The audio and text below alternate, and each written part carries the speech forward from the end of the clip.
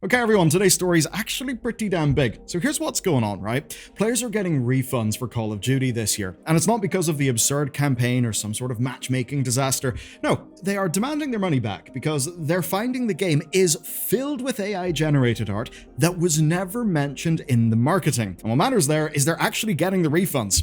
But it's not just Call of Duty, because Ubisoft is also under fire. And that's because while we're talking about AI slop, right, the real problem isn't necessarily the output. It isn't necessarily the intents that people say. Really, we should start looking at what people actually do, and we should look at the process. Because in reality, it's the management of these companies that are getting just as sloppy as the games. Alright, so this year's Call of Duty is once again full of generative AI slop. Because whenever I think Call of Duty, I think of piss, filter, poisoned, Ghibli-adjacent fantasy art of some peasants impressing a guard by catching a catfish. Yep. That's Call of Duty, all right. And the images you're seeing right now are basically those of calling cards. They're floating around social media in the wake of the Black Ops 7 launch because people have looked at them and thought, oh my god, what the hell is this? It's weird, tonally mismatched stuff that bears all the hallmarks of cheaply produced and barely reviewed generated art. And look, this isn't some blind see AI get really angry thing. No, sure, there's people who could probably do this stuff tastefully. What actually matters is this is a huge set of games where it's not being done tastefully, and that's actually happening at scale. Now, the funny thing about this with Call of Duty is that after the mess of Black Ops 6, audiences kind of expected this stuff, right? We all expected the generic Steam AI disclosure thing. We all expected Activision responding to the news outlets, confirming something that they didn't do anything wrong and denying anything that they could have done wrong. And the reason why is actually because we've already had all of this happen this very year. It all went down back in August, where Associate Creative Director Miles Leslie told IGN that everything Gen AI that people saw in Black Ops 6 was there, quote, by accident, and that was never the intention. And the claim that he makes is that these are basically just tools to help artists, but that the outputs are never to make it in-game. So that would mean that, say, our many-fingered zombie Santa friend was only meant to be a placeholder, never should have shipped. You know, just a placeholder asset meant to sit there and reflect the vibe that the artists wanted, until eventually a human could come in and replace it. Now, look, I'm happy enough to steelman this guy's position, and I'm all for artists having better tools and less drudgery in their job.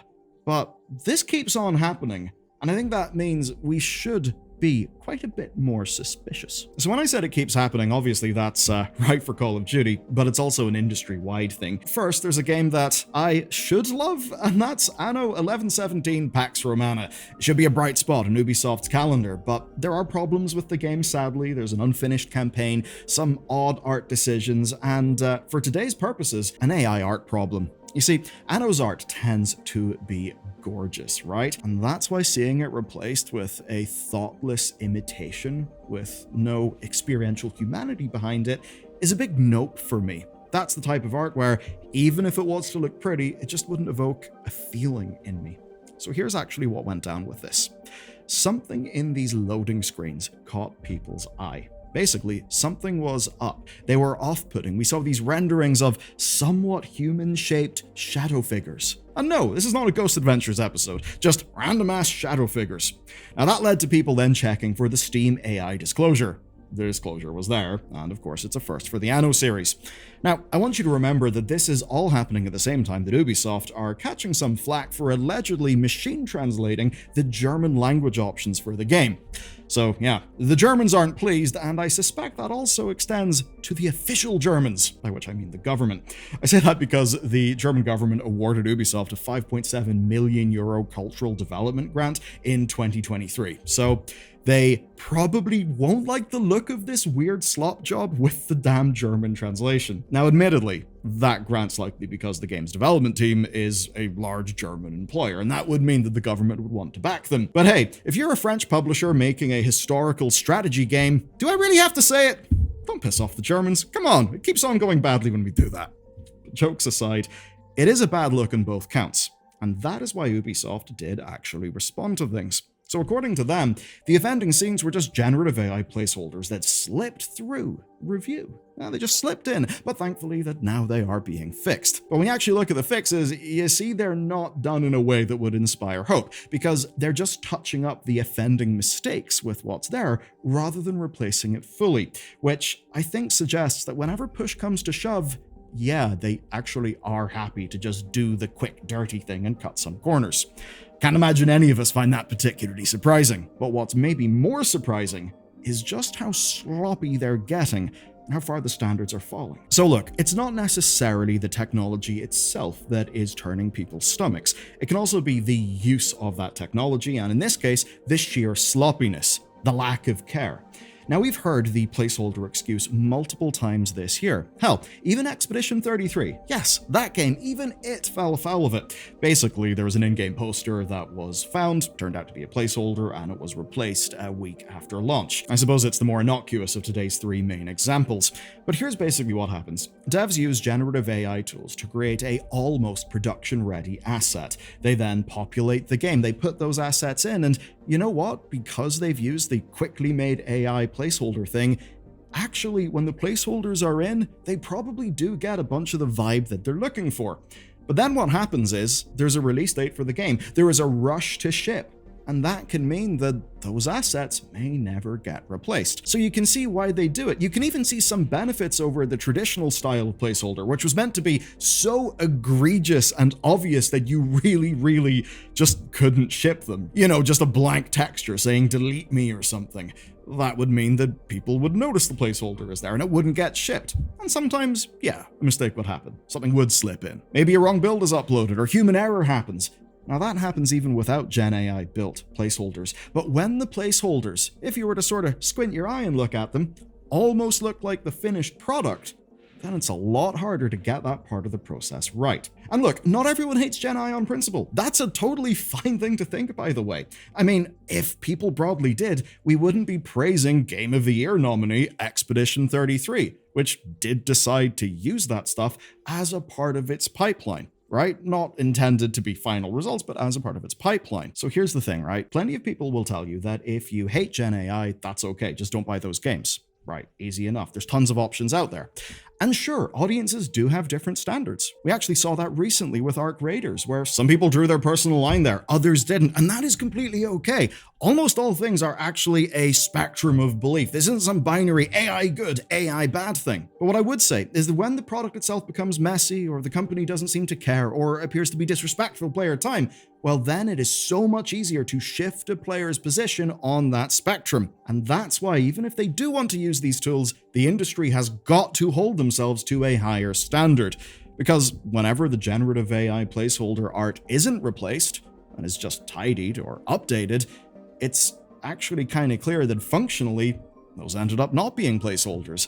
They actually were just a cut corner that the company got away with. And pretending otherwise, I think, is what's actually frustrating people here. Thus far, we've covered a big reason why people are frustrated, but I'd actually wager it goes far deeper than that. So let's dive in. Some people are fine with Gen AI whenever it is intentional or feels thoughtful. Now, you may remember the Screen Actors Guild voice actor strike. Just before that came to an end, Epic Games unveiled a chatbot-powered Darth Vader NPC for Fortnite. Now, Epic used James Earl Jones's voice with his family's blessing, and then they ran it through an LLM trained on scraped internet text, which is why we could have Darth Vader reciting the story of Kingdom Hearts to us. Very well, Sky. But I will not stop until I get to 200 sentences. The tale begins on the Destiny Islands, where young Sora and his friends Riku and Kairi dream of exploring new worlds beyond their idyllic home. Bit of a strange thing. Maybe just like how Anno could approximate some Roman art, or Call of Duty could try to ape the Ghibli style, and people were mostly fine with it for Fortnite. But from what I can tell, with COD and Anno, it has hit people completely differently, and I think that's what gets us to the heart of this issue. What's different then? Well, I would say Vader was intentional as a product experience. That sounds very buzzwordish, but what I mean is, it was a toy in a live service game like Fortnite. It was dropped, people did unhinged things for the first little while, they found the limits, stuff was patched up, but basically that was kind of the point. Goofy Vader was the sell, and they had permission from all of the major people involved. To be honest, the easiest way I can put this is, it was honest about being a form of throwaway funny slop.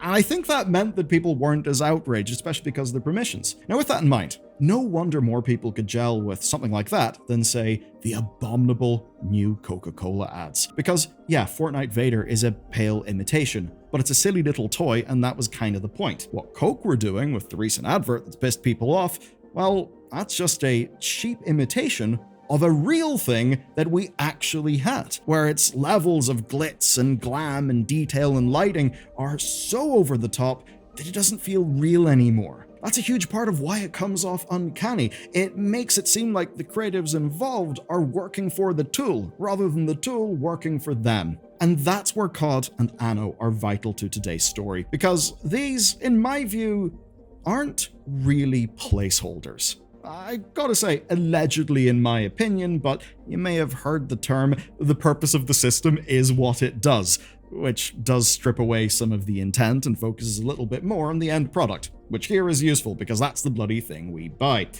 Because those assets are still in there, even though, when you look at them, they are clearly out-of-place things that feel cheap. They are just, especially in, say, Call of Duty, stuff. Slop. Almost the definition of slop. And it's clear the management of these studios don't care enough to pay for real art in the first place, or maybe thought they could just cut some corners. And then, whenever it came time to ship their game, they didn't care to make what they had better.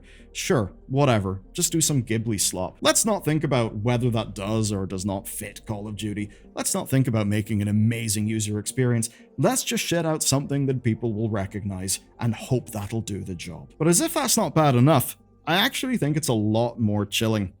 I think maybe plenty of people here do actually care, but the system that they're in has no room for their caring. Because they gotta do what they gotta do. And if you ask me, that's what's actually scary here. We've got some of this tech that may end up being genuinely transformative. It seems we're on the cusp of major medical, road safety, knowledge work, and a whole bunch of other improvements. That's the thing, the technology is just a tool. What matters is how we choose to use that tool. And I fear that what could be great progress, and maybe in its best way could mean more artist tools to make their jobs better, to help them be more creative, I fear that that positive vision will be corrupted by systems of influence that can only see the next cost saving, even most chillingly, in spite of how everyone involved feels. Because at the end of the day, everyone's just turning up, doing their job, under whatever systems they're under. Maybe that's the thing we should really start thinking about here. You know, rather than getting needlessly angry at each other and devolving into stupid internet fights, but just waste everyone's time. So let's shout at each other less and be a little bit more strategic. And speaking of strategy, do you know who's really good at that? Gaben. He's now got himself a big yacht called the Leviathan. Yes, literally. But for you and me, it's all about the steam machine, and that's what you can learn about in this next video.